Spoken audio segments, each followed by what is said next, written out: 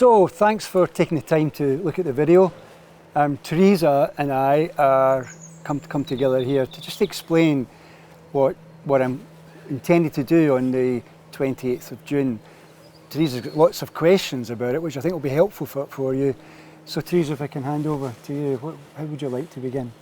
Well, just first of all, what made you decide to dedicate a day of your time to your hometown, to Canterbury? Yes. Yes. So, what was the intention behind it?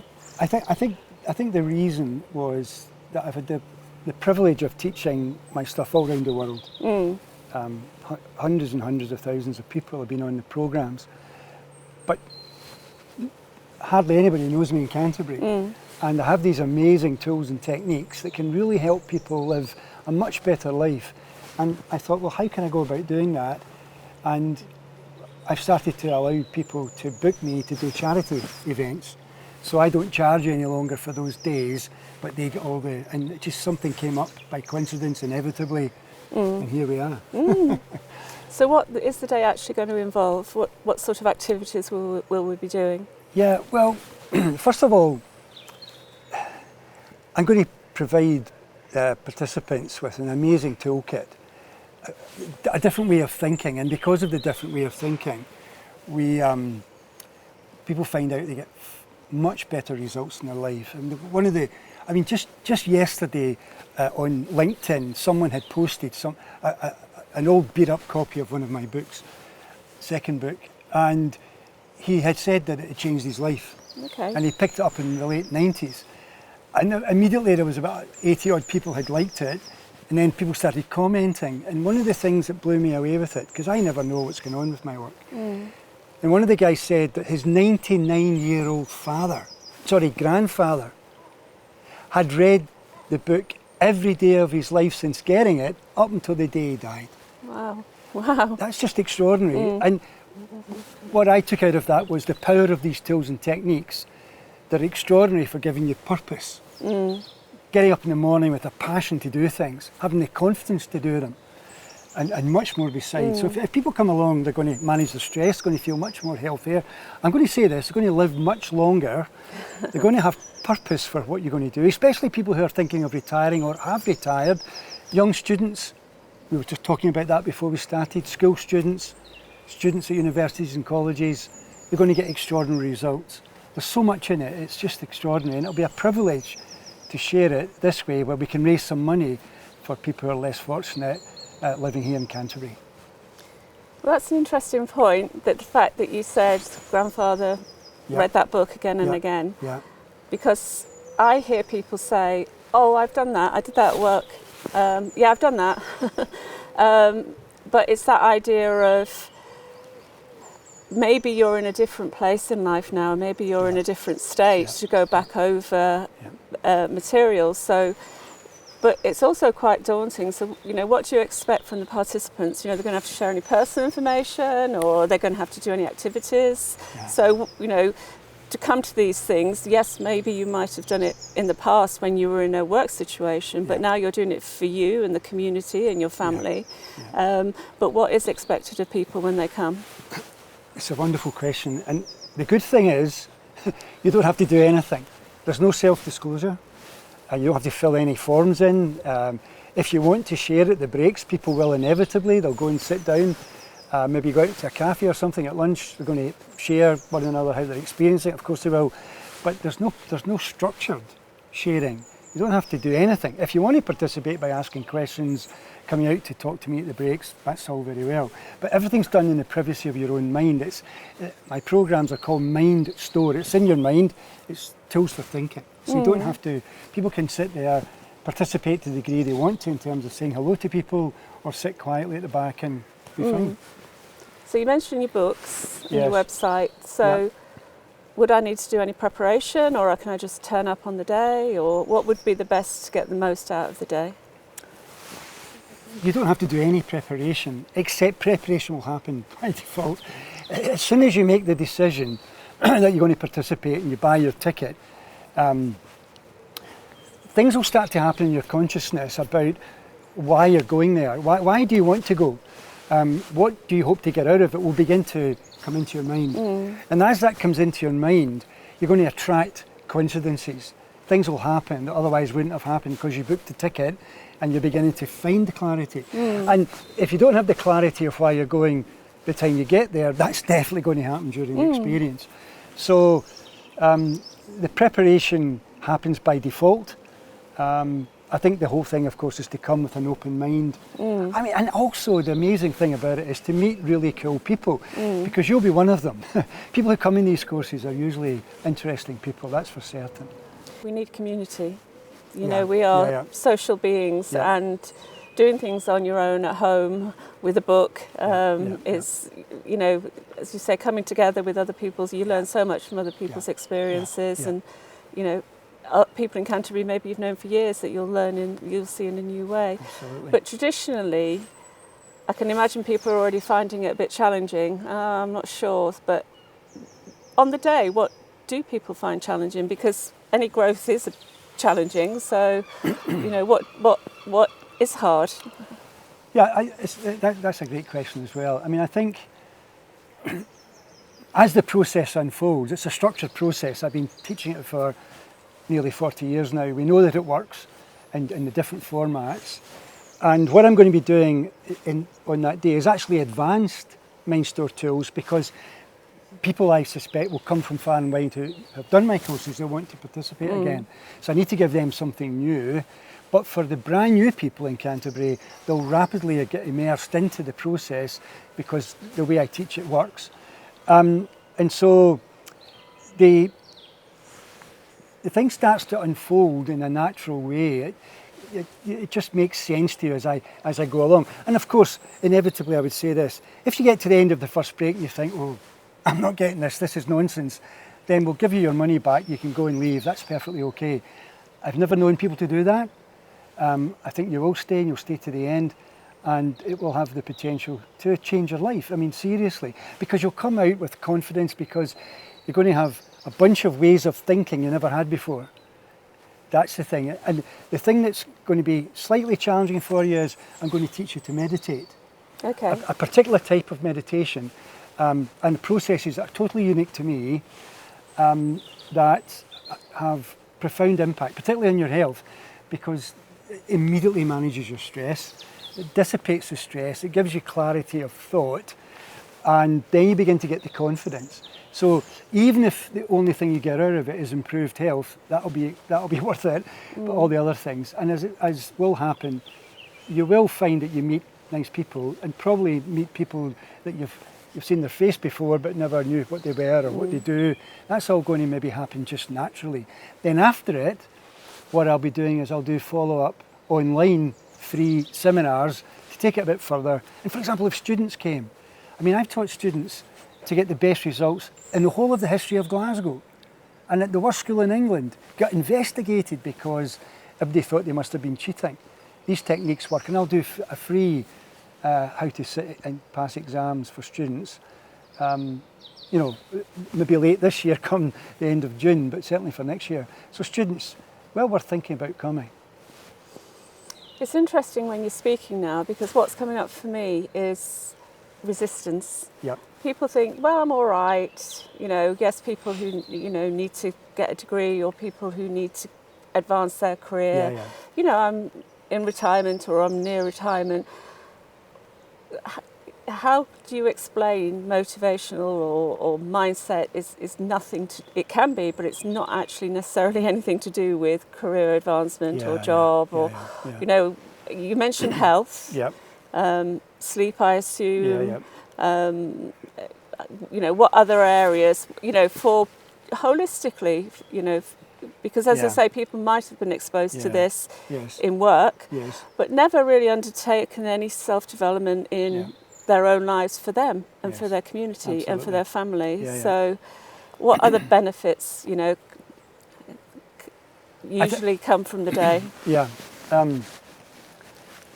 You mentioned retirement stage, and a lot of the people that I think might want to come to this might be in that place. Now, we do know from research that if someone retires from a busy career, for example, a busy life, they don't last very long. They're in the big box over a very short number of years. And the thinking is, of course, they've lost purpose. They've lost maybe identity.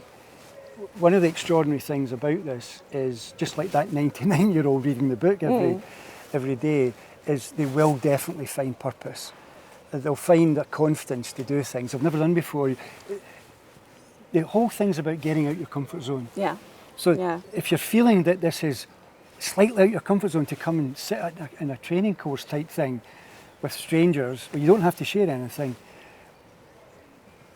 then if you're feeling out your comfort zone with that, then trust that and come, because you'll learn about how comfort zones limit us and how easily it is to get beyond them. So for the other thing that's extraordinary about it is relationships massively improve.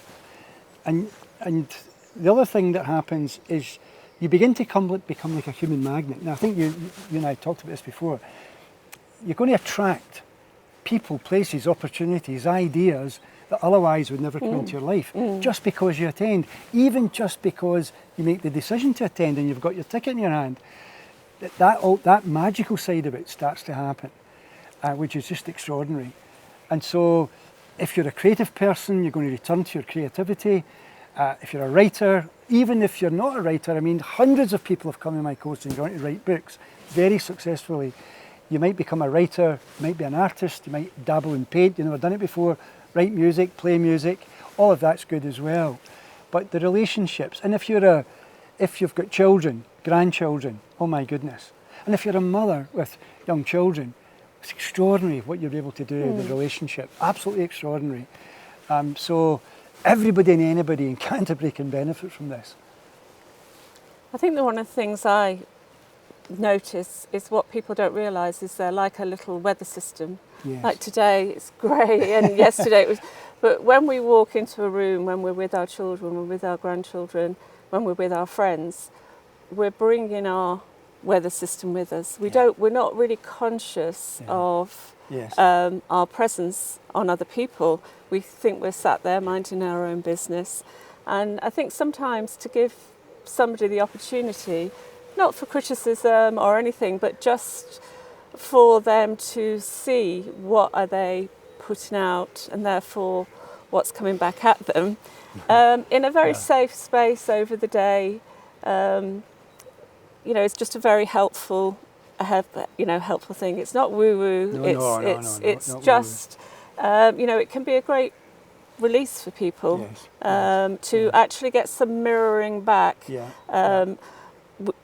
Them with them. Them with themselves. That's what the day is about. It's having that conversation with your primary relationship, which is you with you, and looking at things that, life's fine, it's okay, it's comfortable, but what is the other things that you could, you want to bring into your life, but don't quite know how to get the motivation or how to start that really. That's what seems to me that the day would be really beneficial for. Definitely. And I mean, the other side of that is, you bring your presence into any situation. You bring your weather. Yes. As you said, nice idea, your weather system. But everybody else is bringing their weather system. And one of the great tools that you're going to get very early on is how to shield yourself from the negativity of others. And we all know what that's like. We've just sat down by the wall here. Now, we've met before, we get on with one another, so it's perfect, and we've got lots of similar interests, so that makes a friendship thing kind of easy. But we've all sat down somewhere at a party, at an event, at work, and you're sitting beside a really, really negative, moaning, really down kind of person, and you can feel your energy being sapped. Well, you're going to learn how to counteract that in a kind way. They won't even know you're doing it, but you'll feel so much better. And how to also, funnily enough, deal inevitably with your own inner conversations. The inner conversations that you're having, a lot of people are, they're just rehearsing events, even half an hour from now, or a day from now, or by the end of the week, of where they see failure, and they constantly run it in their mind. And then, funnily enough, they create that reality. You're going to learn tools and techniques to change how you see the immediate future. We call it programming. And that's what that 99-year-old was doing. He was programming, reading the stuff, programming his days, programming events, even at 99. How cool is that? Well, he's still alive. Yeah. The Well, he fact- died. He died. Oh at well, 99, yeah, but reading the but book. for him, you Yes. know, whether you're 99 or But he was 16 fully or alive, yeah. you know, I'm still open to Yes, what you know absolutely. what's coming in. Yeah. So, what interests me is what do you're talking about this inner conflict, this Yes. inner voice. Yep. So, you know, there's going to be some people who will be open. Yeah. Yeah. Because we know you were saying about retirement, but Yep. just generally in life, people who've got an open mindset and a fixed mindset. Yeah. But people don't know they've got a fixed mindset. No, they don't. They just think, I'm comfortable, I'm Yeah, happy, yeah. I'm doing well. But actually quite mechanical. You know, I go to work, I go to the gym, I see my mother once a week. They're in this sort of mechanical, and actually realising that they're in this sort of habitual life. Yeah. But it's comfortable. Yeah. It works. You know, do you find, Jack, that, you know, all through self-development work, all through the Bible, all through philosophy, there's this concept of waking up. Yes, absolutely. Waking up. And people, you know, even I'm thinking of Jesus asking his disciples to stay awake with him, and they all fell asleep. Yeah, exactly. Can you talk about this idea of waking up to living fully, which is, you know, in whatever way that is for you, you know? Yeah. I think the first thing about that is you may or may not realise that inside your neocortex in your brain you have two hemispheres. You may be aware of this, the left side, the right side. The truth is that our education system, we were talking about education before we started. Yeah.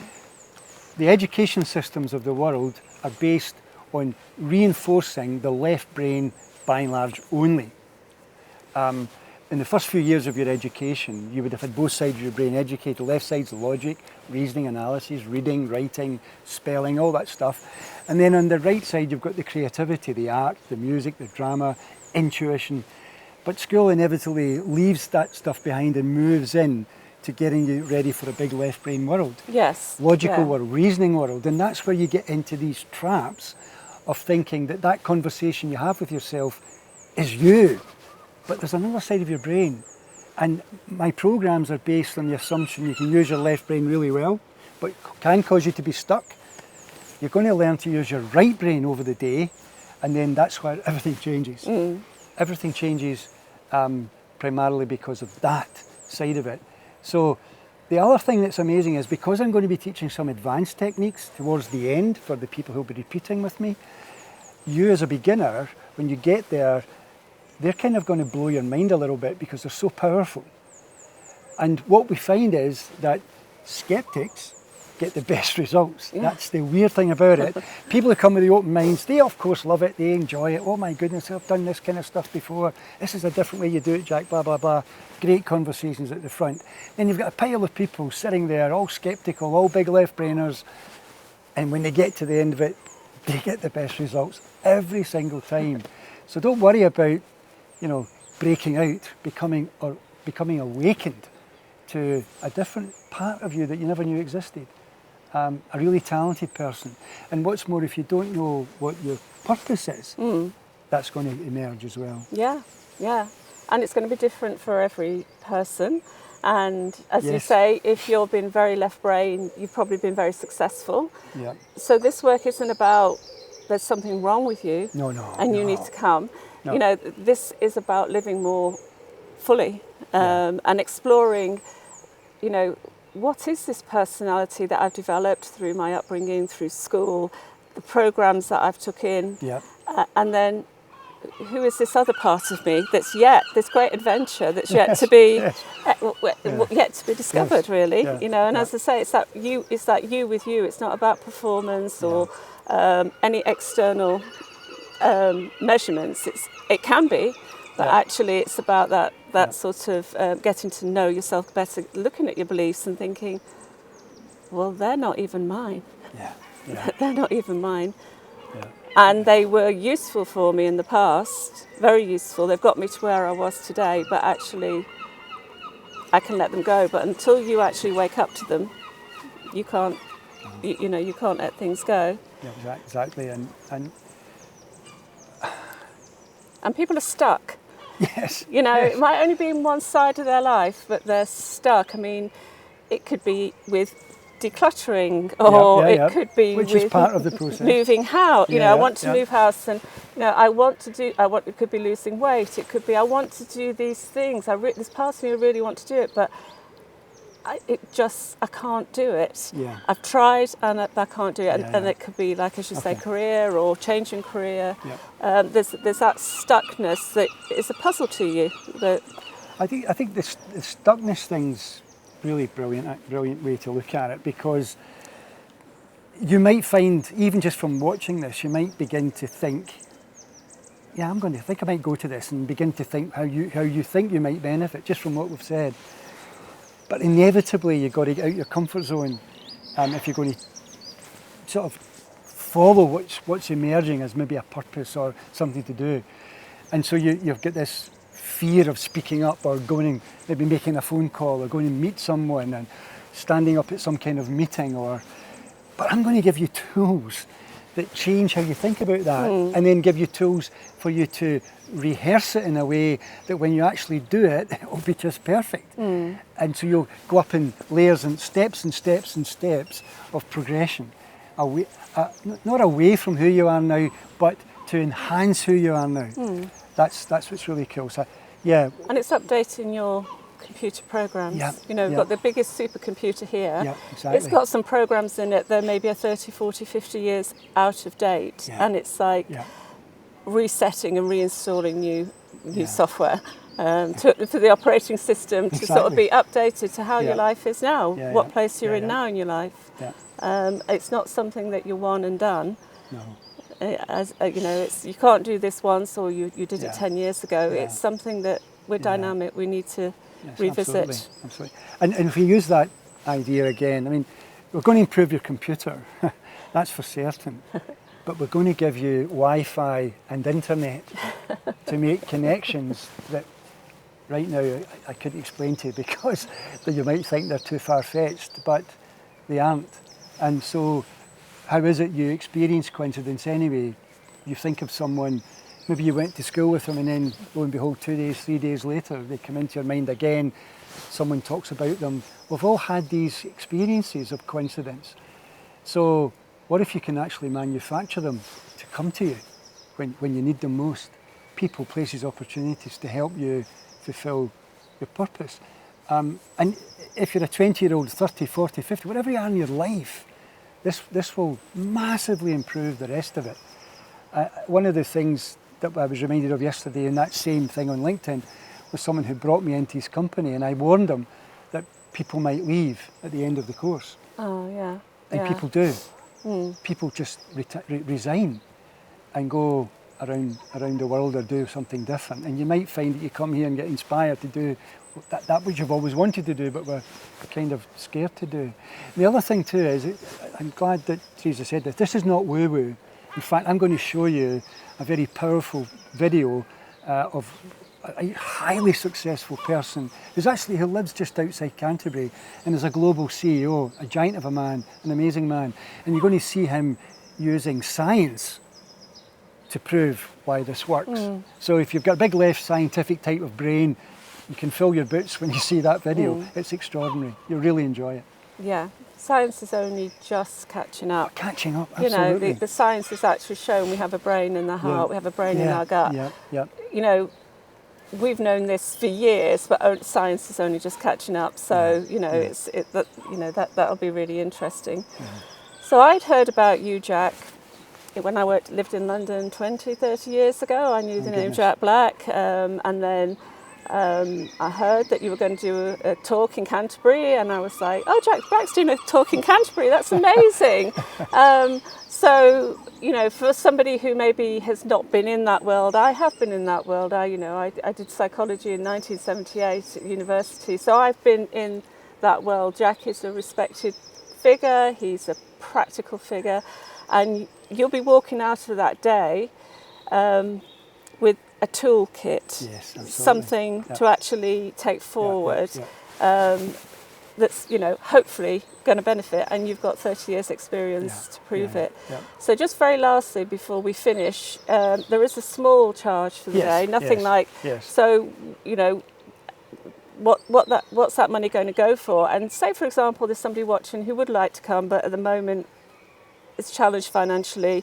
You know, how do they go about coming? Because maybe they need it most of all, you know, to sort of, so can we just talk about the money before we finish? Okay. Look, if this was a business version one day, the ticket would be £250 or thereabouts. If it was a public one at a weekend, about £150. What we've agreed to do here is charge £40 fee, entrance fee, and you can buy the ticket online. But that £40 going, as I say, I'm not taking any of that. The venue's not taking any of that. It's going straight to people in need, which is fantastic.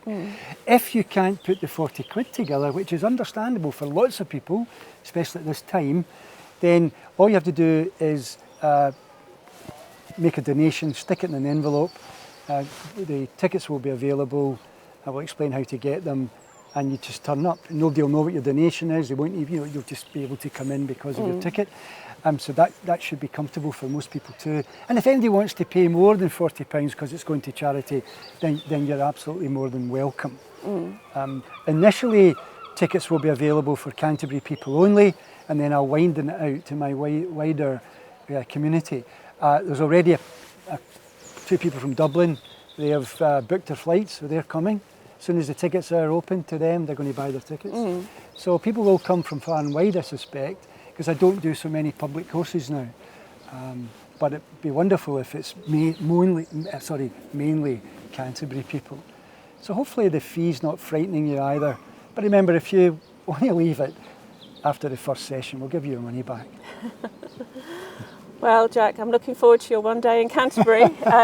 It's going to be great. It's going to be great, and it's going to be either, you know, a new experience for some people, but you know, we're really grateful that you're actually of service to the people of Canterbury. So thank you. Well, thank you, Teresa. But if I can just say this, Teresa's also an amazing teacher, and maybe after we've done my event, we can maybe think about doing an event with her as well, because it might start a growth thing going on, which will be amazing. So anyway, so thanks for helping with this, Teresa, and I hope you've got something out of it. Get out of your comfort zone, risk yourself. The bigger the risk, the bigger the reward.